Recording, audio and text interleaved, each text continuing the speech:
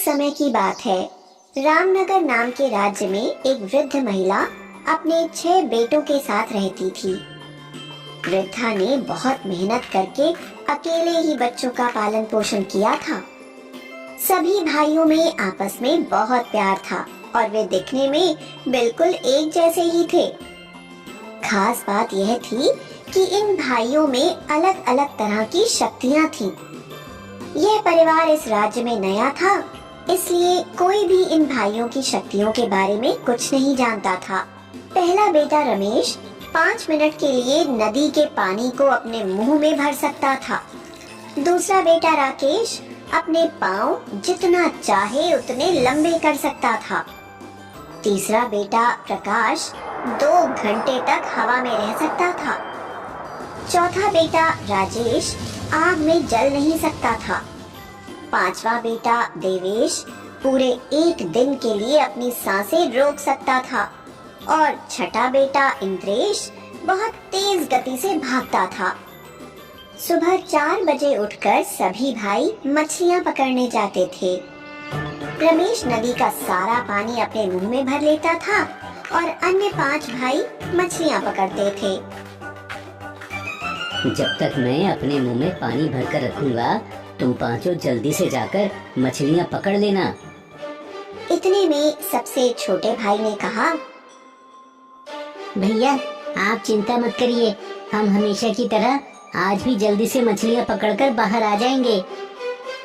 रमेश ने नदी का सारा पानी अपने मुंह में भर लिया और पांचों भाइयों ने जल्दी जल्दी मछलियां पकड़ ली। रमेश ने देवेश से कहा, आज तुम्हारी बारी है देवेश, बाजार जाकर मछलियां बेच कर आओ। जब देवेश बाजार पहुंचा, तो बाकी मछुआरों ने कहा, तुम्हें इतनी मछलियां हर दिन कैसे मिल जाती हैं? हमें क्यों नहीं मिलती? तुम जरूर कोई जादू जानते हो, आज तो तुम्हें बताना ही पड़ेगा। अरे भाई, हम सभी मछुआरों में एकता होनी चाहिए। कल तुम भी नदी किनारे आ जाना, तुम्हें भी मछलियां पकड़वा दूंगा। देवेश ने घर जाकर सारी बात अपने भाइयों को बताई। अगले दिन सुबह सभी मछुआरे नदी किनारे पहुंच गए। केवल रमेश ही नदी किनारे गया और बाकी 5 भाई घर पर ही थे। रमेश ने सबसे कहा, ध्यान से सुनिए, मैं 5 मिनट के लिए नदी का पानी अपने मुंह में भर लूंगा। आप सबको इतनी देर में ही जितनी मछलियां पकड़नी हो पकड़ लेना। 5 मिनट होते ही सब बाहर आ जाना। मैं इससे ज्यादा पानी भरकर नहीं रख पाऊंगा। अगर किसी ने भी देर की तो मैं किसी की जिम्मेदारी नहीं लूंगा, अच्छे से समझ लेना। मछुआरों ने कहा, हम ध्यान रखेंगे, 5 मिनट में ही बाहर आ जाएंगे। रमेश ने पानी अपने मुंह में भर लिया और मछुआरे मछलियां पकड़ने लगे। 5 मिनट होते ही रमेश ने इशारा किया, लेकिन वे सभी मछुआरे मछलियां पकड़ने में इतने व्यस्त हो गए थे कि ना तो उन्हें समय का याद रहा और ना ही किसी ने रमेश की तरफ देखा, और न चाहते हुए भी रमेश को मजबूर होकर पानी छोड़ना ही पड़ा। जैसे ही नदी भरने लगी, मछुआरे चिल्लाने लगे, अरे हमें बचाओ, हम डूब रहे हैं, हम मर जाएंगे, बचाओ बचाओ। सभी मछुआरे डूबकर मर गए। पूरे राज्य में खबर फैल गई। मछुआरों के परिवार वाले रमेश की शिकायत करने राजा के पास पहुंचे। परिवार वालों की अर्जी सुनकर राजा ने रमेश से कहा, क्या ये सच है? क्या तुम इतने सारे लोगों की मौत के जिम्मेदार हो?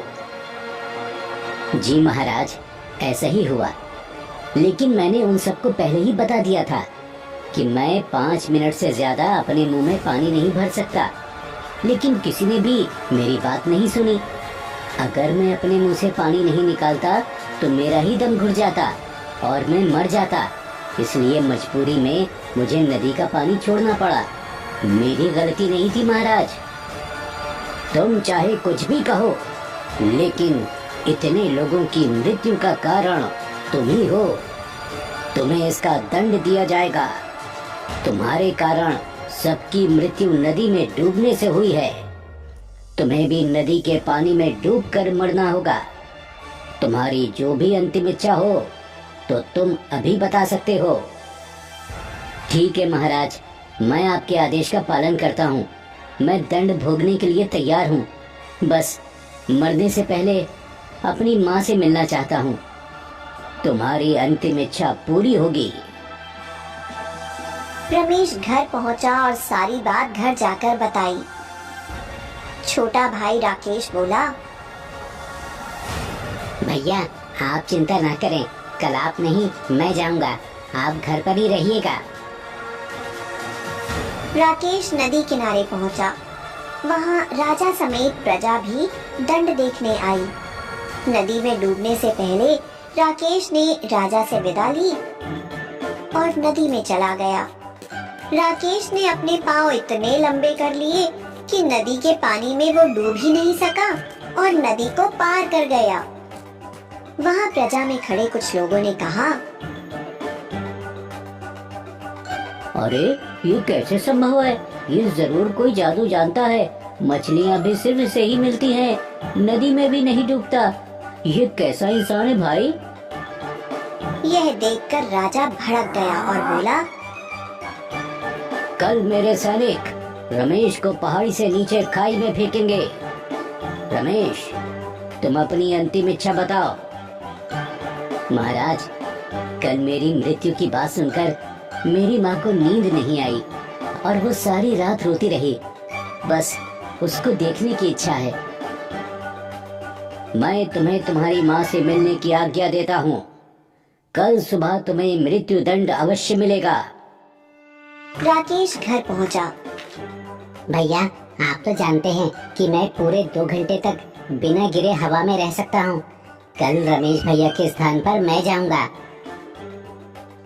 तुम सभी भाई एक दूसरे की सहायता कर रहे हो, यह देख मैं बहुत खुश हूँ। लेकिन हर समय अपना ध्यान रखना, अपनी आंखें और कान खुले रखना बच्चों। माँ, हम बखूबी अपना ध्यान रखेंगे, आप चिंता मत कीजिए। अगले दिन प्रकाश पहाड़ी पर पहुंचा। राजा, 2 सैनिक और प्रजा भी वहीं एकत्रित हुए। सैनिकों ने प्रकाश को धक्का देकर पहाड़ी से गिरा दिया, लेकिन प्रकाश हवा में ही रहा।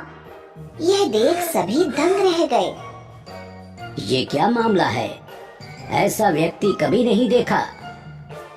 कल रमेश को आग में जलाकर भस्म किया जाएगा। रमेश, तुम अपनी आखिरी इच्छा बताओ। महाराज, आग में जलकर तो मैं बिल्कुल नहीं बच सकता। मैं आखिरी बार अपनी माँ और भाइयों से मिलना चाहता हूँ। ठीक है, मैं तुम्हें एक रात के लिए तुम्हारे परिवार के साथ रहने की अनुमति देता हूँ। प्रजा आपस में बात कर रही थी। अब तो किसी भी बात पर विश्वास ही नहीं होता। पता नहीं आग भी इस रमेश को मार पाएगी या नहीं। ये कोई आम आदमी नहीं है, कोई खतरनाक जादूगर लगता है। महाराज, ये आग तो मेरा कुछ नहीं बिगाड़ पा रही। मैं तो यहाँ खुश हूँ।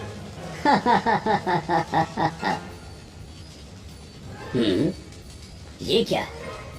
अग्नि में खुश? किस मिट्टी से बने हो तुम? अब तुम्हें ऐसा दंड दूंगा कि तुम किसी भी हाल में नहीं बच सकते। तुम्हें मैं जमीन में गाड़ूंगा।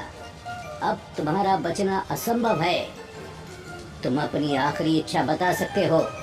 महाराज, बस अंतिम बार अपने परिवार से मिलना चाहता हूँ। इस बार तो मैं नहीं बचूंगा। आप अनुमति दे दीजिए, कृपा करके अनुमति दे दीजिए। ठीक है, अब मैं जाऊंगा। रात होने पर आप लोग मुझे मिट्टी से बाहर निकाल लेना। इसके बाद रात में ही हम यहाँ से किसी और राज्य चले जाएंगे।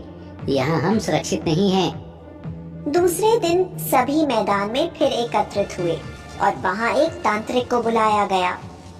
तांत्रिक झाड़ फूंक करते हुए बोला, अरे प्रेत, इस शरीर से निकल जा। अब तुझे मरना ही होगा। चल जा, निकल जा। इस शरीर से अब प्रेत निकल चुका है। अब तो ये जरूर मर जाएगा। इसके बाद राजा के सैनिकों ने वहाँ एक गड्ढा खोदा और देवेश को इस गड्ढे में गाड़ दिया गया। अंततः इस बुराई का अंत हुआ। मेरा निश्चय पूरा हुआ।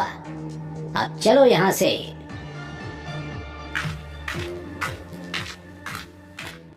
रात में सभी भाइयों ने आकर देवेश को मिट्टी से निकाल लिया।